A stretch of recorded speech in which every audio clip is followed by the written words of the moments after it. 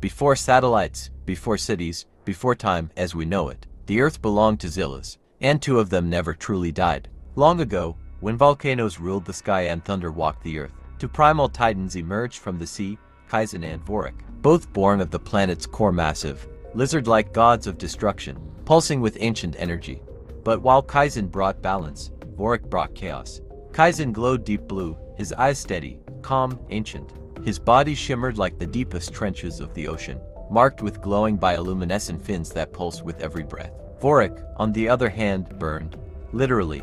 His veins flowed with molten fire. His eyes like twin furnaces, his roar a weapon of its own. Scales blackened like cooled magma, spines like serrated obsidian, tail dripping with lava. Their first battle was cataclysmic. Land masses split, oceans turned to vapor. What would become continents were rearranged by their war. Their strikes carved valleys and raised mountain ranges. The sky turned blood red for 1,000 years. And then, they vanished. Kaizen entombed himself beneath the frozen bedrock of the Arctic, resting in silence, his body entwined with glaciers. Vorik, wounded and furious, was swallowed by the Pacific and sealed beneath a caldera of magma. For millennia, the world forgot them. Myths twisted into fantasy. The Guardians became legends. And then, nothing. Humanity rose in their absence. Cities reached toward the clouds. Empires expanded. Machines roared across the land. All the while, the slumbering titans waited until one of them awoke. Present day, 2025. Off the coast of Alaska, an all-rig drilled, deeper than regulations allowed into. Rock that had never been disturbed. At 4:42 a.m., the tremors began. The crew reported strange humming through the drill's low, rhythmic, like breathing. Minutes later, all communications ceased. The rig went dark. Satellites caught the aftermath. The ocean floor shifting in unnatural patterns. The tectonic plates near the basin began convulsing. Fissures opened wide enough to swallow towns. Then, the sea turned red. Vorik had awakened. He erupted from the depths like a volcanic god, spine slicing through the waves. Molten tail boiling the water behind him. Steam blanketed the sky as he broke the surface, unleashing a roar that shattered glass over 100 miles inland. He was bigger than any recorded organism, taller than skyscrapers, a force of nature. Within hours, Vorik cut a path of annihilation through Southeast Asia, flattening coastal cities like paper, turning highways into lava rivers, igniting forests just by passing over them. He didn't eat. He didn't rest. He simply destroyed. Nations scrambled jets. Battleships formed firing lines. Nuclear options were discussed then deployed, but nothing worked. The first missile melted before impact. The second was absorbed. Every explosion only seemed to feed him. His glow was intensifying, his size growing with every confrontation. Cities that once lit up the night went dark. The United Nations declared a global emergency. They called it Operation Iron Horizon. A final coordinated strike using every available weapon from every nation. Thousands of jets, orbital lasers, thermonuclear bombs, and when all else failed, the last resort, an EMP satellite weapon designed to fry the atmosphere around him. But even that failed. Vorik stood among the smoking remains of entire regions roaring into the sky, as if daring the heavens to stop him. Then, in the coldest place on Earth, something stirred. Buried beneath Antarctica, seismic sensors began recording an irregular pattern. A pulse, not man-made, not natural, not random.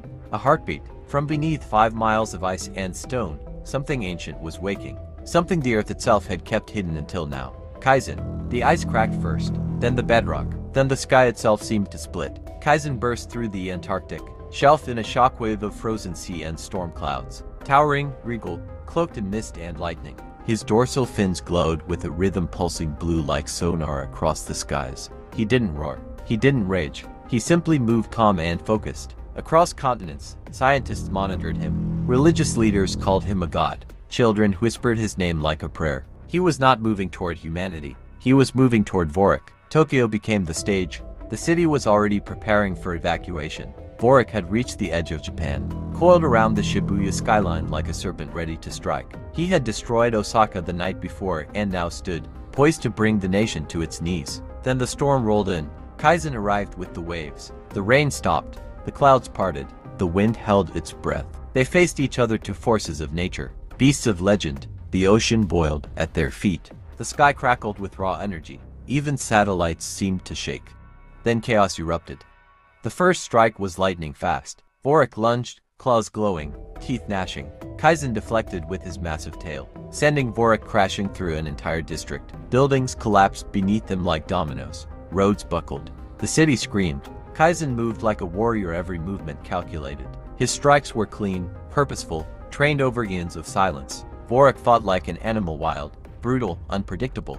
Every blow from him left fire in its wake. Kaizen was thrown into a skyscraper. It exploded on impact. He rose slowly, battered but unwavering. Vorik charged. Kaizen braced. Their collision sent shockwaves across the sea. Kaizen took a direct hit to the chest, ribs cracking, blood dark and glowing seeping from the wound. He dropped to one knee. The world went quiet. Vorik raised his claw, ready to end the war, but Kaizen's fins lit up like a solar flare. Then, the roar. It was unlike anything heard before, a sound so deep, so ancient, that it felt like the ocean itself rising in defiance, a roar that shook the stars. With renewed fury, Kaizen surged forward, tackling Vorik into Mount Fuji.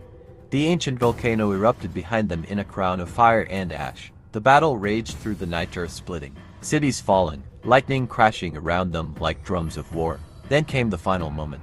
At sunrise, Vorik stood atop the Tokyo Tower, wounded but raging. He howled to the sky, blood dripping, fire spewing from his chest. Kaizen emerged from the bay, limping, energy coiling along his spine. He paused only once, and then released it.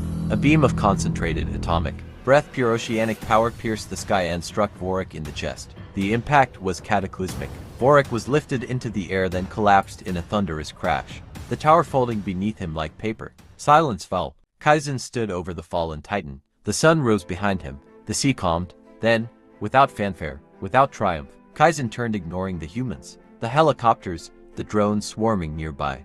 He limped into the water and vanished beneath the waves. The war was over, but questions remained. Why had he returned? Where had he gone? And most importantly, what else sleeps beneath? Around the world, governments formed new coalitions. The United Nations established the Department of Primal Defense. Ocean sensors were tripled. Satellite surveillance were focused on tectonic fault lines. Some worshipped Kaizen.